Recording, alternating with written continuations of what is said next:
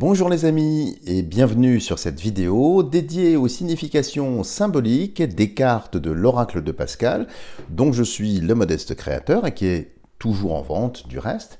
Et cette semaine, j'aimerais vous dire quelques mots d'une carte qui est assez simple, c'est la carte l'opposition que je vous mets ici, où vous voyez donc effectivement une épée s'entrechoquer avec un bâton. Le symbole est automatiquement parlant, bien évidemment. Tout réside dans le nom, l'opposition. Alors, pourquoi ce choix? Bien évidemment, si vous me connaissez, vous savez que j'affectionne particulièrement la symbolique et notamment celle du tarot. Et là, ce qui m'a servi de source d'inspiration, c'est plusieurs choses, mais notamment les épées présentes dans les arcanes mineurs ainsi que les bâtons.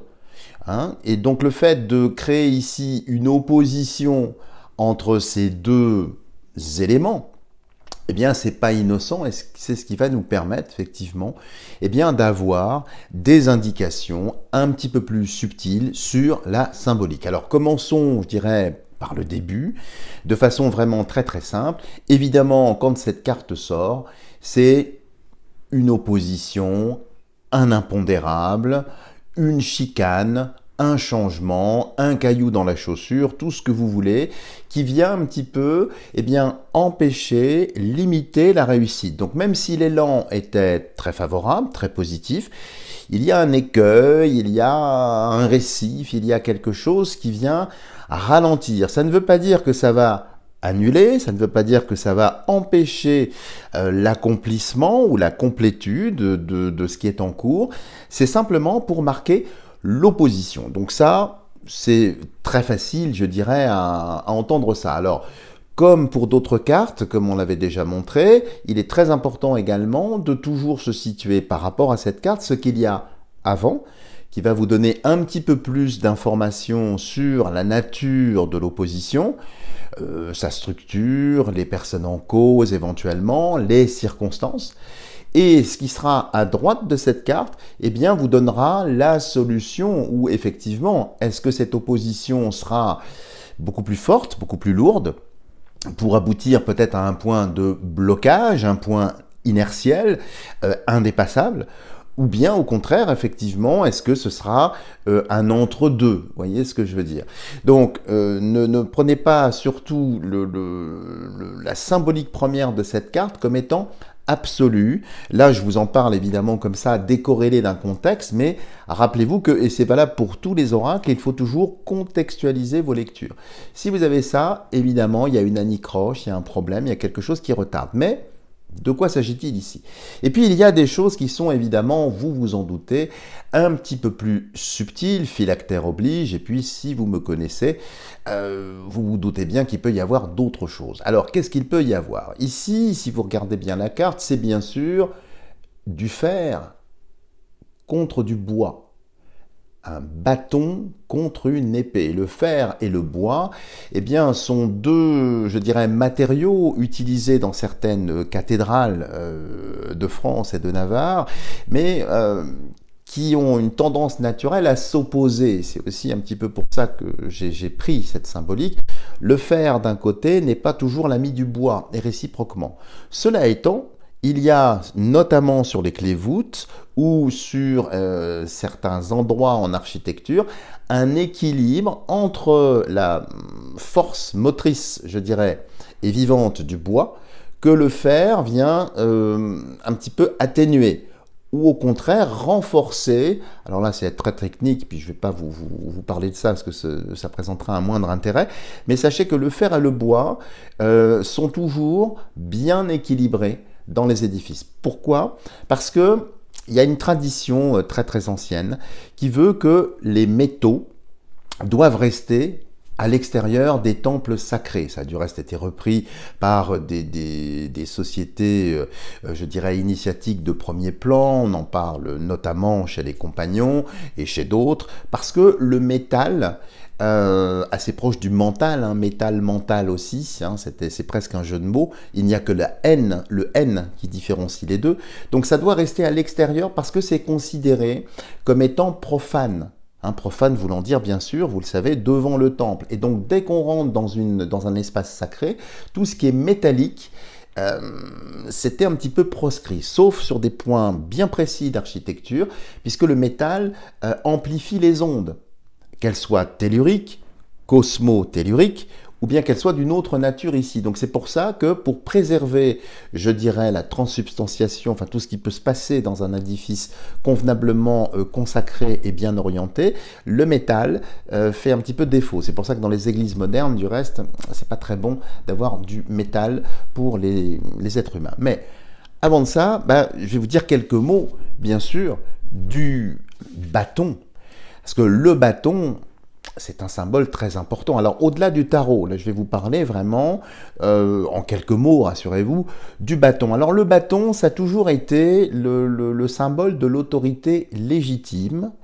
Alors, ça remonte évidemment, notamment aux anciens Égyptiens, vous savez, avec le flagellum, hein, le Eka Nekeka, ça c'est le nom, effectivement, égyptien. Donc, c'est la partie temporalité et la partie spirituelle qui réunit les deux. On a vu ça également avec le globe terrestre surmonté d'une croix, qui ne veut pas dire l'antimoine, là j'en entends déjà pas du tout, ça n'a rien à voir ici, et effectivement le bâton de commandement. Donc le roi déléguait son pouvoir en transmettant son bâton au maréchal de France. Le maréchal de France était donc, il y avait toute une cérémonie, il était titulaire de l'autorité royale. C'est pour ça que c'était un maréchal de France. Hein. Du reste, au décès du roi, il y avait un rituel très très particulier où le maréchal de France ou bien une autre personne s'écriait à la mort du roi « Le roi est mort » 3 fois, prenait justement ce bâton et le brisait sur le genou gauche pour symboliser effectivement la mort du roi. Rappelons également que le bâton se retrouve, et ce commandement, cette autorité, notamment chez le grand juge qui délègue sa verge à l'huissier, hein, les personnes qui sont dans la justice le savent. Également dans la justice, il y a le bâtonnier. Dans l'ordre des avocats, le bâtonnier, c'est qu'il a un bâton, hein, et nous savons que ce bâton, même si beaucoup l'ignorent, eh bien, est un rappel de la crosse de Saint Nicolas, comme attesté du reste par les écrits de Philippe VI en 1342. Vous voyez, je vous en parle parce que je suis en train d'écrire sur ce sujet-là. On retrouve également le bâton dans des sociétés initiatiques, notamment comme les compagnons, qui ont une canne, ils appellent ça une canne, c'est pas pour rien, qui est revêtue effectivement de 3 rubans, enfin quand ils arrivent effectivement donc au compagnonnage parfait, hein, quand ils ont fait leur tour de France, donc ça on va pas entrer dans les détails. Voilà ce que l'on peut dire, donc c'est une autorité qui est conférée, transférée. Et c'est pour ça que dans certains rituels, on a toujours un bâton pour être en contact avec le sol. C'est pour réveiller les forces souterraines, alors positives, hein, bien sûr, je ne parlerai pas d'autre chose ici, en souvenir également du fameux bâton de Moïse, vous savez, qui avait la possibilité de se transformer en serpent. C'est du reste ce que ça veut dire. C'est ce que ça veut dire, c'est pour rappeler que le bâton, en fait, cette autorité, permet de rappeler, de réveiller les forces souterraines. Voilà pour le bâton. Alors, je regarde mes notes pour ne pas oublier, j'essaye de vous donner l'essentiel. Il y a aussi l'épée. Alors, l'épée, évidemment, c'est une arme de chevalerie. Hein. Vous savez que quand on la pose comme ça, droit devant nous, on a aussi le symbole de la croix, et c'est pas innocent, parce que effectivement, c'est un rappel du Christ. Alors, au-delà, je dirais, des symboles traditionnels propres à la chevalerie, je vous rappelle que dans les rituels de réception des chevaliers, vous savez, on adoubait les chevaliers hein, avec l'épée qui était respectivement sur une épaule, sur la tête et sur l'autre épaule, pour faire un triangle, donc pour rappeler également la Trinité. Hein, et la formule était, je crois, je te reçois, je te crée et je te constitue, avec le titre chevalier de tel ordre ou de choses comme ça. Enfin, c'est un petit peu la même chose, vous voyez. Et ça se fait par le fer. Par le fer, parce que ce fer permettait, alors ça c'est peut-être une légende, hein, allez savoir, eh bien de faire descendre des énergies, cette fois-ci cosmique. Donc le bâton qui est en bois, qui est vivant, réveille les forces un petit peu souterraines, positives, tandis que la partie métallique va chercher, eh bien, on va dire dans les étoiles, ou va chercher dans les terres, dans autre chose, vous voyez, pour faire descendre comme ça. Alors au-delà de ces symboles, bien sûr, il y en a un petit peu plus intime, et là ça fait un lien direct avec le Christ, c'est le symbole du Verbe. Saint Matthieu, dans l'Évangile, nous parle du glaive. Le glaive, c'est la parole du Christ. Et ce glaive, qu'on représente parfois sortant de la bouche, c'est un glaive, c'est pas une épée. Alors, je chicane un petit peu sur la symbolique, mais c'est important, c'est un petit peu la même chose. C'est qu'il y a deux tranchants. Et dans la parole du Christ, il y a deux tranchants. Il y a deux façons de comprendre le message qu'il donne. Il y a une façon exotérique et une façon ésotérique. Il y a une façon profane, une façon sacrée. Mais il y a aussi quelque chose de duel, quelque chose qui est un petit peu double. Il a eu des paroles parfois très très dures, y compris parmi ses propres apôtres. Souvenez-vous de Pierre. Il lui a dit « Arrière, Satan, passe derrière moi ». Surprenant quand même, alors qu'il était quand même parmi les happy few, comme on dirait en anglais. Donc, pourquoi? Pour montrer que cette parole peut être très dure parfois, y compris quand il a chassé les vendeurs du temple. Et donc, vous voyez, il y a toujours une ambivalence. Et du reste, nous-mêmes qui sommes dotés de la parole, eh bien, nous sommes toujours confrontés, je dirais, au poids des mots et au choc des photos, surtout en ce moment, si on peut dire, hein, pour reprendre cette formule, hein, je crois, d'un ancien hebdomadaire. Ben, c'est un petit peu ça. Donc, voyez bien maintenant, une fois que je vous ai rappelé tout ça, le fer d'un côté, partie un petit peu aérienne, du reste l'air, hein, c'est l'élément air, hein, qui est ici symbolisé par cette épée, et la partie effectivement feu, donc le pouvoir, l'autorité par le bâton. Et donc, vous voyez, quand on reprend la symbolique de la carte, ici, ben, c'est un petit peu le haut qui s'oppose au bas. Et ça, j'en arrive effectivement à la subtilité ici. Quand il y a ça, ça peut vouloir dire aussi qu'à l'intérieur même du consultant, qui se trouve peut-être dans un point de non-avancement, un point peut-être de rupture vis-à-vis de lui-même, qu'est-ce qui finalement fait blocage ? Est-ce que ce sera plus la partie intellectuelle, ici la partie métallique mentale, hein, comme je vous l'avais dit, ou bien la partie peut-être plus, je dirais, liée au feu, liée à ce contact avec la terre, avec les instincts, avec les forces primales un petit peu, qui peuvent, ou archaïques, hein, qui peuvent effectivement remonter. Donc vous voyez qu'ici, c'est un choc. Et puis, ne pensez surtout pas aussi que, je dirais, en tout cas je l'ai voulu comme ça, l'épée soit plus forte que le bâton. C'est vrai que logiquement, vous allez me dire, oui, mais le fer va briser le bâton.